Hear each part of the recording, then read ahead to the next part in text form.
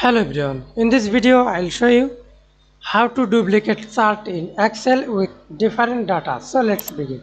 First, see this, select data on set, go to insert tab, recommended chart or chart, choose your chart. Example, use recommended chart,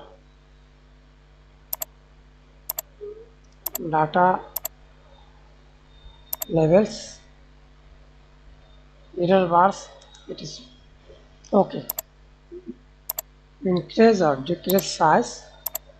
Then again click Chart, press Ctrl C for copy, click anywhere, press Ctrl V for paste. Double click on the chart, see this, select data or change chart type, select data,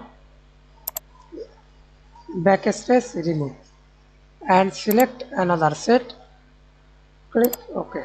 That's it. Thanks for watching. Please like, comment, share and subscribe to my channel.